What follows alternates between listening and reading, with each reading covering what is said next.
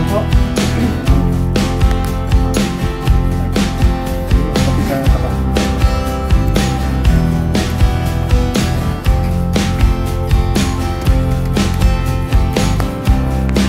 At yung mga wala dito, yung mga naka-duty, iiwanan na lang namin ito para mabigyan na lang.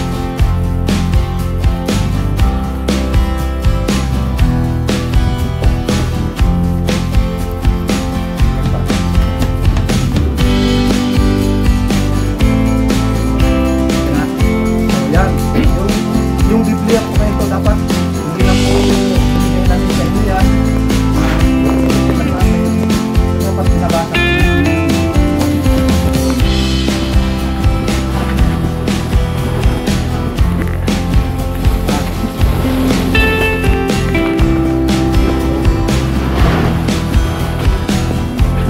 Talaga ito pang pupak.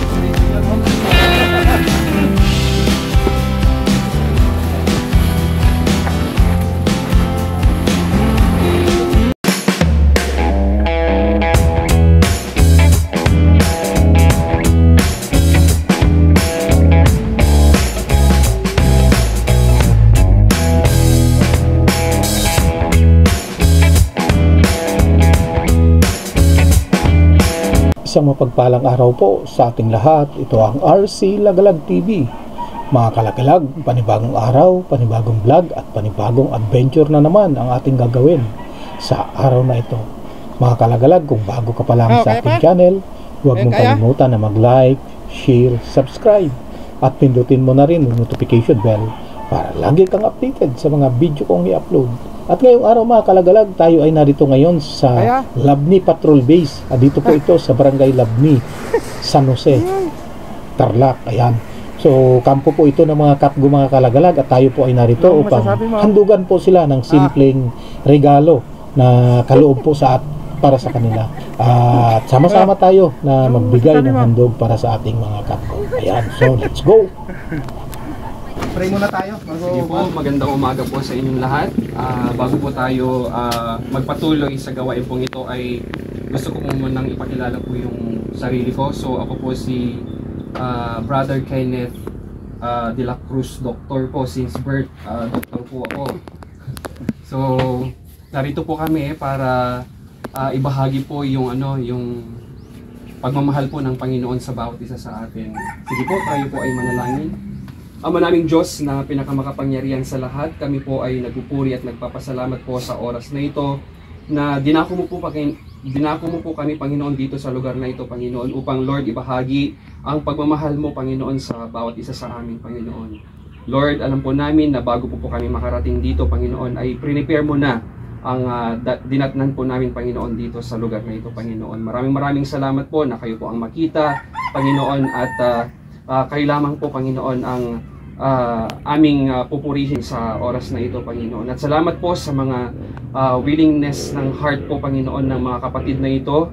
Maraming salamat po, Panginoon, na alam mo kung ano po yung mga heart desire po nila, Panginoon. Thank you, Lord, na prepare mo ng kanilang mga puso at isipan upang, Lord, ay makita nila, Panginoon, ang inyo pong walang hanggang pagmamahal po, Panginoon, sa bawat isa, Panginoon. Salamat po na pinagpala mo na, Panginoon, ang kanilang buhay, Panginoon, at salamat po, God, sa safety and protection mo na patuloy mo pong iginagawad sa kanila, Panginoon. I apply the blood of Jesus over these brothers, Panginoon, sa God na kayo lamang po ang aming Diyos na sasambay mong pupurihin sa pangalan ni Jesus. Amen. Amen. Nang nag-umpisa kasi ito yung kabats ko dito na detachment commander, si Master Sevilla, kung kakilala nyo.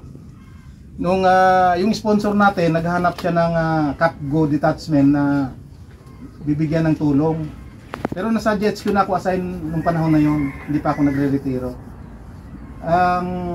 Unang nilapitan ako, sabi niya baka pwedeng maghanap ka ng Katgo unit na bibigyan natin ng tulong, sabi sa akin nung sponsor. So tinanong ko siya kung ano kaya kung sa Tarlac, sabi ko, kasi doon may kakilala ako. Pag dito sa Metro Manila, napakahirap maghanap dito ng Katgo, sabi ko. Pupunta ka pa ng Laguna. Sabi nung sponsor, sige, magpunta ka raw, maghanap ka. Tama-tama yung detachment commander dito, yung kabats ko, tinawagan ko. Sabi ko, Ting, baka tinanong ko muna kung nasaan siya. Sabi niya, dito detachment commander ako sa Labni. Tama-tama sabi ko kasi naghanap ako ng kuwan, yung mabibigyan ng ayuda. Mayroong sponsor na magagastos galing sa US, sabi ko. Naghanap siya ng mabibigyan niya ng tulong. Na gusto niya i-Capgo detachment, sabi ko. Tapos sabi niya, sige, tama-tama. Nag-usap kami, nag-coordinate kami sa kuwan, yung mga procedure, kung anong gagawin. Then, yung unang tulong na ayuda na binigay dito noon, hindi ako nakasama. Kasi nagkataon yata na may medcap din kami noon. So, nagka-doble yung activities namin. Kaya hindi ako napasama dito, doon ako sa medcap, yung medical and dental mission na ginanap namin noon. Kaya tuloy-tuloy yun, nagkaroon ng tuloy-tuloy, halos sa taon-taon yata nagkaroon. Natigil lang nung matandaan nyo, natigil nung pandemic. Kasi nung 2020, may naka-prepare noon na pupunta rin sana dito. Kaso lang, na-lockdown, hindi sila nakaalis. Wala nang nakalabas kasi sa mga bahay-bahay noon, kaya hindi natuloy yung 2020. At nag-resume lang tayo nung 2022, 2022 nung nagkaroon ulit tayo ng ganitong activities. Then, itong 2023 sana, nung December, naiplano na ito, may kuwan na talaga ito na magkakandak tayo ng gift giving din dito. So nakausap ko na si Sir Doc noon na magkakaroon tayo, kaya lang so yung mga activities ay tuloy-tuloy kaya hindi nagkaroon ng pagkakataon. Kaya nung itong January, tumawag na naman yung sponsor natin na sabi niya ituloy na yung activities. Kaya ito, nagkaroon na tayo ngayon, natuloy yung activities natin. At kinausap ko siya, sabi ko sa kanya baka pwedeng magbigay rin tayo ng Bible. Yun, pumayag naman siya kasi yung sponsor kasi natin ay pastor din yun. Sabi ko dapat may Bible din tayong maibigay para hindi lang physical na pangangatawan yung ating binubusog, kundi yung spiritual na pangangatawan din. Kaya nagkaroon na tayo ng ganito, yung Bible. Kaya pumayag siya.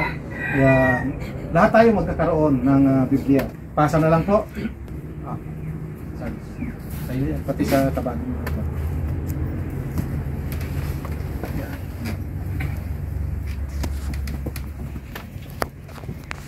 At yung mga wala dito, yung mga naka-duty, iiwanan na lang namin to para mabigyan lahat.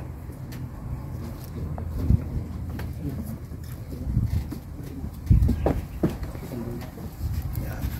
Ilan pa?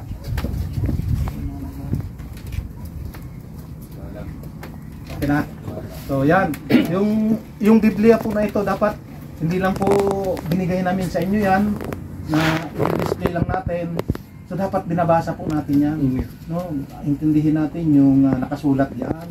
Yung nilalaman ng mga mensahe diyan ay talaga pong in-explain na yung talagang napakababang lingwahe na ginamit na Tagalog diyan.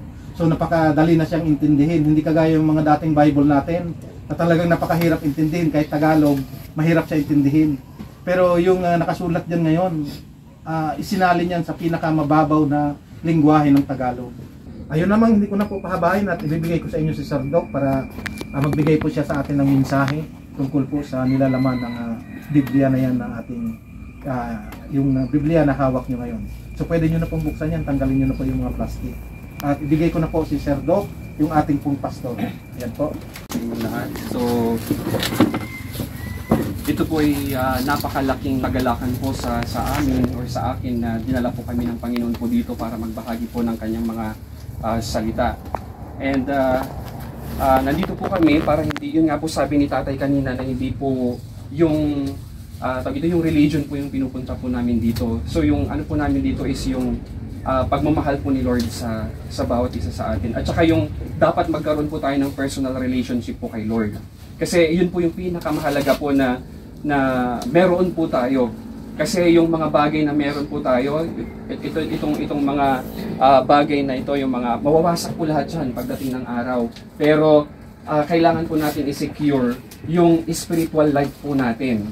No po? Yun po yung kailangan po nating i-secure. Hindi yung halimbawa yung cellphone mo, yung laptop mo, kaya yung damit mo, yung kagwapuhan ninyo, mga ganun po. Hindi po yung temporal po lahat yung mga yan. Pero meron pong sinasabi ang Panginoon dito po sa Bible na kailangan po nating i-maintain yung pananampalataya po natin sa Kanya, or kailangan nating i-secure yung spiritual life po natin. Kasi patay po tayo, mayroon pong dalawang lugar na pupuntahan po ang tao kapag siya po ay namatay. No po? So yung isa po sa langit at saka sa impyerno. Yung mga iba pong mga pilosopo, hindi po sila naniniwala, pero syempre wala naman pong masama kung maniwala po tayo, kasi kailangan po nating i-secure, or kailangan po nating ilagay yung sarili po natin, lalo na yung spiritual na buhay po natin, sa safe zone. So parang kumbaga sa setting po ninyo, or yung mga po ninyo, kapag may mga kalaban, sinesecure po natin yung mga tayo po ay nakikipaglaban po sa spiritual din po na nagkakaroon po tayo ng spiritual na pakikibaka. So yun po yung kailangan po nating i-secure po sa mga sarili po natin. So yung hawak-hawak niyo pong Bible, so kapag bibigyan po natin ng acronym po yung Bible, sabi niya dyan is the best instruction before leaving earth. So yun po yung B, best I, instruction before leaving earth. Kasi lahat po tayo mamamatay po eh. Pero ang tanong, sigurado po ba tayo na sa langit tayo pupunta? Kaya po nandito po kami ngayon, at pinag-pray po namin na hindi lang po ito yung una at huli. Pinag-pray po namin na magkakaroon po tayo ng activities na kagaya ng sinishare po ni Tatay, para po at least mabantayan po natin yung spiritual life po natin. Hindi lang po yung physical na body po natin ang binubusog natin, bagkus pati din po yung spiritual na buhay po natin. So, sabi po niya sa John 3:16, pakihanap niyo po, nasa likod po siya. Hindi po yung religion na yung pinunta po namin dito, bagkus yung i-encourage po namin kayo na magkaroon po kayo ng personal relationship po kay Lord. So yun po, sabi niya po dito, John 3:16, sapagkat gayon na lamang ang pag-ibig ng Diyos sa sangkatauhan, kaya't ibinigay niya ang kanyang kaisa-isang anak upang ang sinumang sumampalataya, or dun sa ibang translation po, manampalataya sa kanya, ay hindi mapahamak, kundi magkaroon ng buhay na walang hanggan.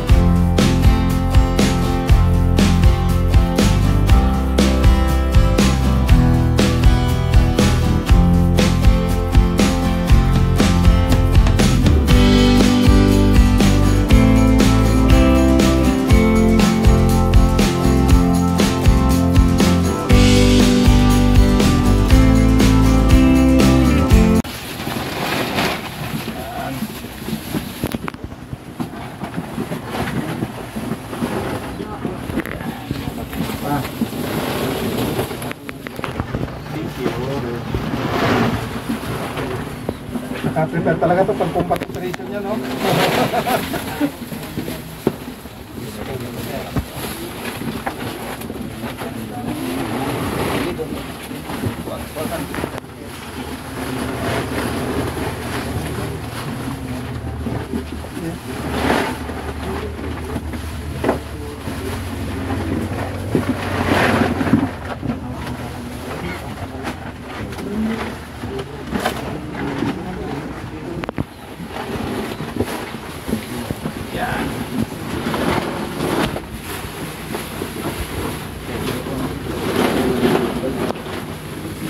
Lana. Ayun na to. Oh. Okay na. Apo, ang poste ay patay po ang sagit na. Magandang umaga po mga kasama, lalong-lalo na po sa sponsor po na bigay ng kaunting tulong po dito sa amin, kahit po hindi po nagiging hindrance po yung layo o distansya para po makapagdala sila dito po ng tulong. At saka lalo na po yung sa kabanalan po ng salita ng Diyos na maibahagi po nila sa amin. Maraming salamat po, lalong-lalo na po sa nag-sponsor po. Sana po maulit po muli, kahit po